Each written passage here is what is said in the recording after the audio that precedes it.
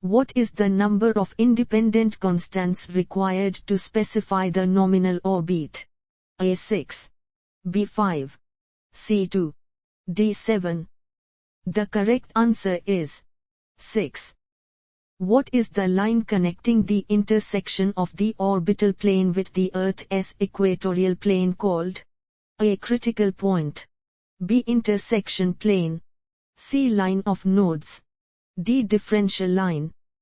The correct answer is line of nodes.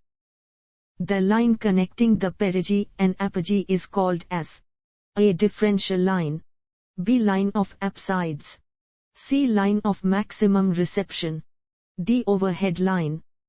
The correct answer is line of apsides. Which of the following is the most fundamental for satellite navigation?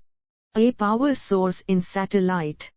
B position and acceleration of satellite. C distance from the Earth. D total number of satellites in the sky. The correct answer is position and acceleration of satellite. Which of the following is not one of the perturbations that make the satellite to vary from its elliptical path? A solar activity.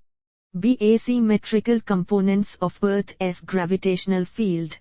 C air drag. D motion of a passing comet. The correct answer is motion of a passing comet.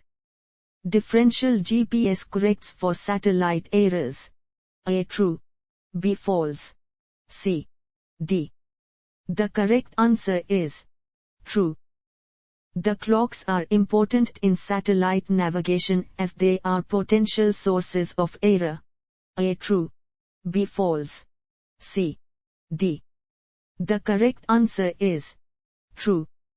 When the satellite crosses the equatorial plane from the southerly latitude to the northerly, the point is called descending node. A true. B false. C. D. The correct answer is false.